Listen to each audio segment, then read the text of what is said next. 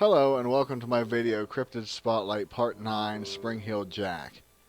This being stalked the streets of London from 1817 to 1904, but there has even been sightings recently in 2012. During the earlier time period, sightings of many different types of specters were reported as well. Most all of these other ghosts were explained away, but Spring Hill Jack remains. Some claim that he is a hoax, but I will get into that later on. So what was or is Spring Hill Jack? The name Spring Hill Jack was given to the entity that frequently attacked women. He had various descriptions, but for the most part, some stayed common. Jack wore a black coat, had clawed hands, a devil-like face, his eyes were like fire, and he sometimes could spew blue flames from his mouth.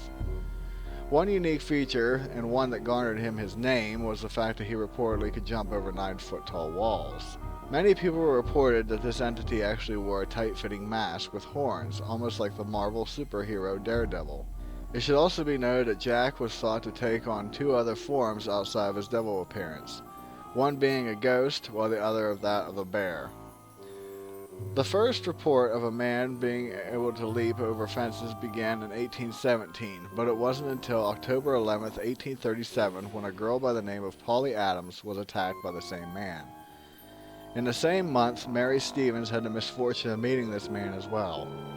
While she was out for a walk, a cloaked man sprung on her and started tearing at her clothes. It is reported that he sexually assaulted her and managed to rip her clothing completely off.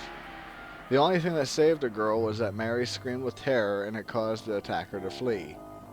The very next day, in the same area, Jack jumped in front of a carriage, which caused the coachman to lose control and wreck. Witnesses claim Jack left the crash by jumping over a 9-foot tall wall, all the while making a high-pitched laugh. 3 months later, the Lord Mayor of London received a letter from a resident of Peckham describing a recent attack that had happened in the area. On January 19th, a woman by the name of Jane Alsop had a scary encounter with Jack while at her house. Jane answered a knock at the door to find a man standing there claiming to be a police officer.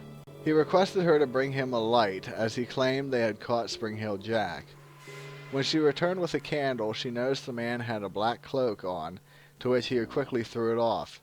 He spewed blue fire, grabbed hold of Jane, and started tearing at her gown with metal claws. Jane freed herself, but was caught again, and this time her neck and arms were cut by his claws. Her sister came to the rescue, and Jack fled the scene. On February 28th, an 18-year-old woman by the name of Lucy Scales was attacked while walking through the Limehouse district of London. At the time, she was walking with her sister when she noticed a man in a black cloak leaning against an alley wall. Once she got near, she noticed his fiery eyes, and he immediately spewed a blue fire in her face. This blinded Lucy, and she fell to the ground, to which her body started to convulse, which lasted for hours. In this attack, it was reported that after spewing the flames, he just walked away. The sightings died down for quite a while until Jack once again made news with attacks in 1845. One of the most notable was of a 13-year-old prostitute named Maria Davies. This time, Jack spewed blue fire in her face and threw the girl into a ditch, where she drowned. This was one of the few cases where an attack caused someone to die. After this attack, Jack was officially branded a murderer, and sightings again ceased for a while.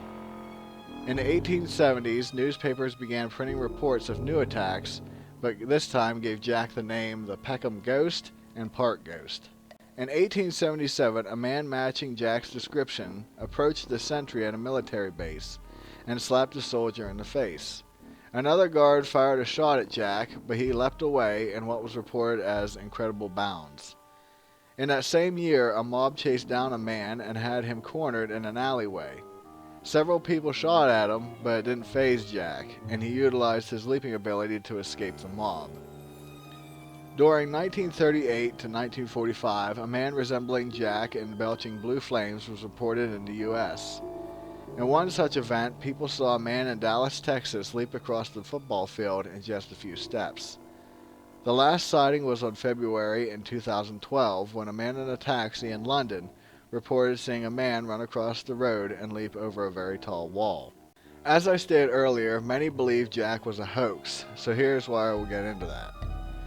Many people were actually arrested and convicted who claimed to be Jack. One man was able to escape jail just because the victim stated her attacker could blow blue flames, and the man who was arrested stated he could not. Many people pointed their finger at Henry de la Poer Berensford, the Marquis of Waterford. Henry was an Irish nobleman who was frequently in the news for brawls, vandalism, and reportedly would never turn down a bet. He wasn't very popular with the ladies and was given the name of the Mad Marquis. Henry was frequently around where the Jack sightings were and was also known to enjoy scaring people by jumping out at them. It should also be stated in his defense that when he finally married in 1842, it was said that he became a changed man.